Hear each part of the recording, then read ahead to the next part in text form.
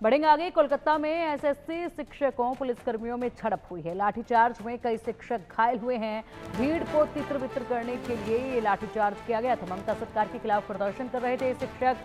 Supreme court के फैसले के बाद 26,000 शिक्षकों की नौकरी गई थी और उसके बाद से यहाँ पर आक्रोश जो है वो देखा जा रहा था। ममता सरकार के खिलाफ आक्रोश व्यक्त किया जा रहा था, लेकिन उसी बीच पुलिसकर्मियों को ये आदेश थे कि यहाँ से किसी भी तरीके से शिक्षकों की इस भीड़ को हटाया जाए, जिसके बाद यहाँ पर शिक्षकों की भीड़ को हटाने के लिए जो है लाठीचार्ज का उपयोग किया गया। और अब फिलहाल लोगों में या फिर कहें जो टीचर्स हैं उनमें और भी ज़्यादा आक्रोश जो है वो इस वक्त देखा जा रहा है। भारी बवाल जो है वो उत्पन्न हो चुका है। विकास भवन के सामने नौकरी गंवा चुके शिक्षकों ने प्रदर्शन किया। ये प्रदर्शन उग्र हुआ। सुप्रीम कोर्ट के आदेश से करीब 26,000 शिक्षकों की नौकरी जाने के बाद यहाँ पर बहाली की मांग कर रहे हैं ये शिक्षक।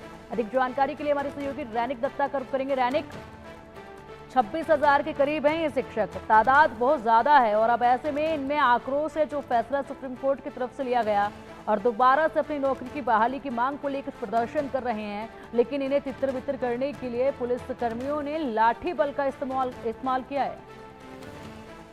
हाँ, एकदम। देखिए, सुप्रीम कोर्ट के ऑर्डर के मुताबिक जो कलकत्ता हाई कोर्ट का ऑर्डर था उसको ही बरकरार रखा गया था। उसी के मुताबिक करीब 26,000 के ऊपर जो शिक्षक है उनका जो नौकरी वो चला गया था। उसके बाद ममता बनर्जी के साथ उन लोगों का मीटिंग भी हुआ था। उसी टाइम पर शिक्षा मंत्री की तरफ से उनको एक उम्मीद जताया गया था कि उन लोगों का जो नौकरी वो नौकरी नहीं जाएगा। उसके बाद सुप्रीम कोर्ट में ये पूरा फैसले को 3 महीने का टाइम पीरियड दिया गया था वेस्ट बंगाल गवर्नमेंट को।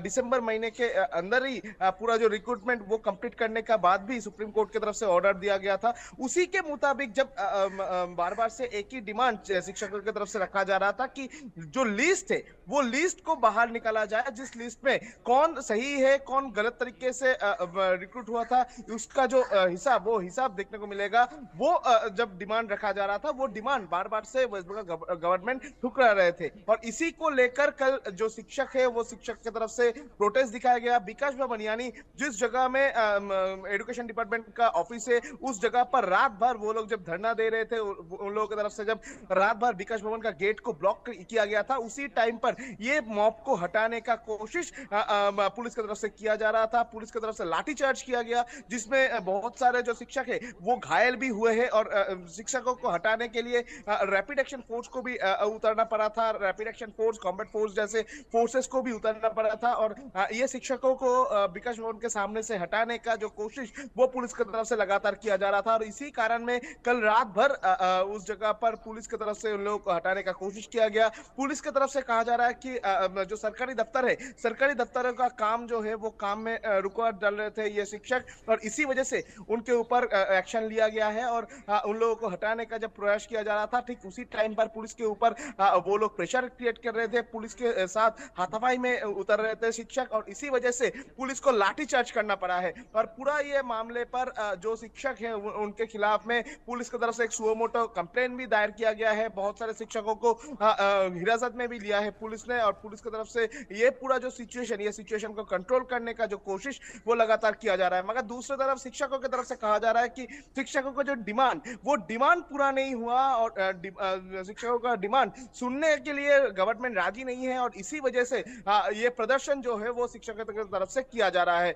2016 साल का ये जो शिक्षक है, ये जो शिक्षक भर्ती घोटाला है, इस घोटाले में पश्चिम बंगाल के पूर्व शिक्षा मंत्री पार्थ चैटर्जी वो गिरफ्तार भी हुए थे। ये पूरा मामले पर बहुत सारे खुलासा हुआ था कि ये जो पूरा पैनल रैनिक, इसी के साथ तस्वीरें हम लगातार देख पा रहे हैं। जो तस्वीरें सामने आई हैं वो हमारे दर्शकों को भी दिखाना चाहेंगे और इसी पर देखिए किस कदर यहाँ पर भारी भीड़ इन शिक्षकों की नजर आ रही है, जो कि फिलहाल यहाँ पर मांग ये कर रहे हैं कि मुख्यमंत्री ममता बनर्जी सामने आए, सामने आकर इन्हें आश्वस्त करें और आश्वस्त करते हुए कहें कि आपको दोबारा शिक्षा जो है वो नहीं देनी पड़ेगी। हम ही लोग यहाँ पर कुछ ना कुछ अहम कदम जो है इस दिशा में उठाएंगे। भीड़ देख पा रहे हैं हम लोग, जिस तरीके से झड़प हो रही है वो भी साफ तौर पर नजर आ रहे हैं। देखिए जो ये झड़प है वाकई में ये शिक्षक हैं वो, अगर बात की जाए रैनिक, जो बच्चों को पढ़ाते हैं और उसके बाद इनकी झड़प पुलिस कर्मियों के साथ हो रही है।